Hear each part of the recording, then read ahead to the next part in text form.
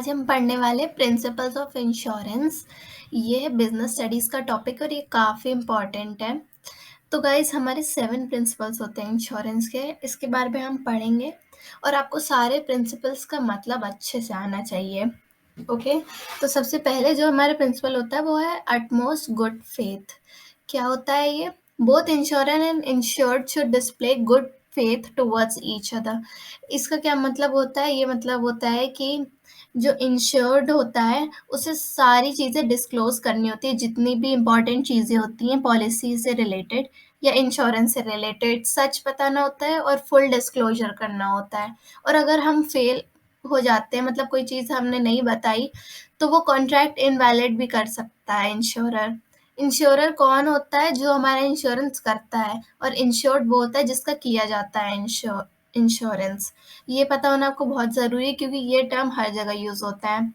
Insurer, समझो मैंने insurance कराया, तो मैंने अपना इंश्योरेंस कराया तो मैं हो जाऊंगी इंश्योर्ड, और जिसने मेरा किया वो हो जाएगा इंश्योरर। तो नेक्स्ट इज इंश्योरेबल इंटरेस्ट। इसका ये मतलब होता है कि जिसने इंश्योरेंस कराया है उसका इंटरेस्ट होना चाहिए उस चीज़ में जिसका कराया गया है, या फिर जिस पर्सन का कराया गया है। सपोज एक साइड क्या है, मुझे एक बिल्डिंग का इंश्योरेंस करने को बोला एक कंपनी की, जिसको मैं नहीं जानती हूँ, बिल्कुल नहीं जानती हूँ। तो मैं क्या करूँगी? मैं कर लूँगी इंश्योरेंस, बट उसमें मेरा कहाँ फ़ायदा होगा? मेरा फ़ायदा तब होगा जब उस कंपनी को किसी तरह का डैमेज होगा या फिर कुछ होगा, ताकि मैं अपना क्लेम ले सकूँ इंश्योरेंस का, राइट? तो मैं क्या करूँगी? उस कंपनी में जाकर आग लगा दूँगी ताकि मुझे इंश्योरेंस का क्लेम मिल सके, राइट? ऐसे ही तो करूँगी, तभी तो मुझे प्रॉफ़िट होगा। तो लेकिन अगर ऐसा ही हुआ तो हर कोई यही करने लगेगा, दूसरे की प्रॉपर्टी का इंश्योरेंस करा के। तो ऐसा नहीं होता है। और दूसरे साइड हम अपनी खुद की कंपनी, समझो मेरी कोई है, मैं उसका इंश्योरेंस करा रही हूँ, तो उसका जो इंश्योरेंस है वो मैं क्यों करा रही हूँ? ताकि कभी कुछ डैमेज हो तो कंपनसेट हो सके। तो उस केस में मैं क्या अपनी बिल्डिंग को जलाऊँगी? बिल्कुल नहीं जलाऊँगी, क्योंकि उससे मेरा और लॉस हो रहा है। तो इसलिए, क्योंकि उसमें मेरा इंश्योरेबल इंटरेस्ट है। ओके, तो यही ये प्रिंसिपल कहता है कि मतलब हम उसी चीज़ का इंश्योरेंस करा सकते हैं जिसमें हमारा इंटरेस्ट हो, उसको प्रिजर्व करने में। Next is indemnity. इंडेमनिटी क्या होता है? ये इंश्योरेंस का जो प्रिंसिपल है, ये सिर्फ फायर और मरीन इंश्योरेंस के लिए होता है। ये लाइफ इंश्योरेंस के लिए फॉलो नहीं होता है, राइट? तो ये क्या कहते हैं? Insurer undertakes to compensate the insured for the loss cause to him due to the damage और डिस्ट्रक्शन ऑफ प्रॉपर्टी इंश्योर्ड।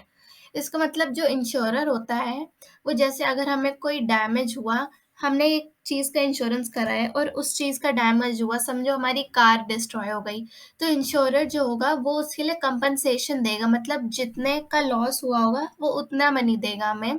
ना कि मतलब जितने का इंश्योरेंस कराया है वो नहीं देगा हमें, वो सिर्फ उतना मनी देगा जितने का लॉस हुआ है हमारा, राइट? सिर्फ कंपनसेट करेगा। Next is proximate cause. Proximate cause क्या होता है? Insurance policy is designed to provide compensation only for such losses as per cause by the perils which are stated in the policy.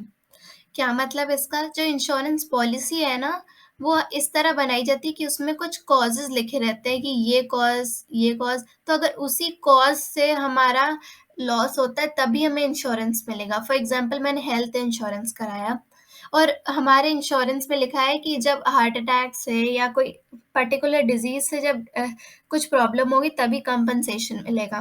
तो उसी से मिलेगा। अगर हमारे किसी और प्रॉब्लम के चलते हमारी हेल्थ पे इफेक्ट आया है या हमें हॉस्पिटलाइज किया गया, तो उसमें हमें इंश्योरेंस नहीं मिलेगा, क्योंकि वो स्टेटेड ही नहीं है कि अगर इस कॉज से कुछ हुआ तो हमें इंश्योरेंस मिलेगा।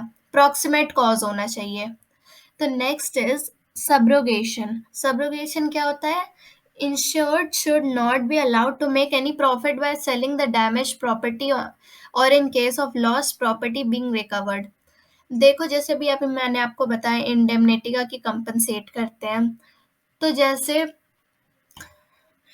जो इंश्योरर होता है उसका क्या काम होता है? इंश्योर्ड की प्लेस पे खड़े होकर रिस्क लेना। तो एक बार कंपनसेशन दे दिया कंपनी ने, इंश्योरेंस कंपनी ने, उसके बाद जो डैमेज्ड प्रॉपर्टी होती है वो हो जाती है इंश्योरेंस कंपनी के नाम। उस पे अब इंश्योर्ड का कोई राइट नहीं बनता, वरना ये भी हो सकता है जो थोड़े बहुत डैमेज्ड पार्ट्स हैं उसको सेल करके प्रॉफ़िट कमा सकता है, जो इंश्योर्ड है। तो वो ना होए इसलिए हम जो इंश्योरेंस कंपनी होती है वो उससे भी ले लेती है। तो यही हमारी प्रिंसिपल कहता है। Next comes is contribution. In case of double insurance the insurers are to share the losses in proportion to the amount assured by each of them. ये तो ईज़ी है। देखो समझो अगर किसी पर्सन ने 2 इंश्योरेंस करा लिए, एक ही चीज़ के 2 इंश्योरेंस करा लिए ज़्यादा स्मार्ट बनने के चक्कर में, तो ऐसा नहीं है कि उसको 2 जगह से पैसे मिलेंगे। जैसे एक कार का 2 जगह इंश्योरेंस करा लिया, तो ऐसा नहीं होगा कि उसको दोनों जगह से पैसे देने मिलेंगे। तो जो दोनों इंश्योरेंस कंपनीज़ होंगी वो साथ में मिलके उसको कंपनसेट करेंगी, हाफ़-हाफ़ कर लेंगी या उस प्रोपोर्शन में शेयर कर लेंगी लॉस, जितना अमाउंट एश्योर्ड होगा। जितने ज़्यादा का इंश्योरेंस होगा उतना ज़्यादा पार्ट वो लेंगी। Next comes is mitigation. Mitigation क्या होता है? It is the duty of insured to take reasonable steps to minimise the loss और damage to the insured property.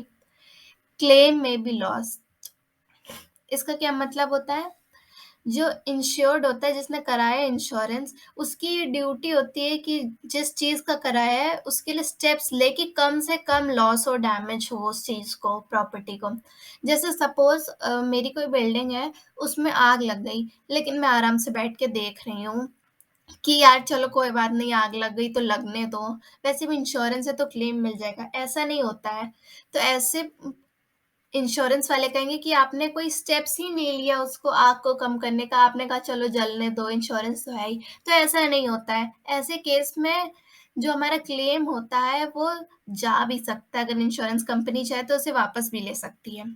So guys यही होते हैं हमारे 7 principles of insurance. I hope आपको समझ में आया होगा। एक बार आप एनसीईआरटी से रीडिंग कर लीजिएगा, आपको सब समझ में आ जाएगा। Okay, thank you.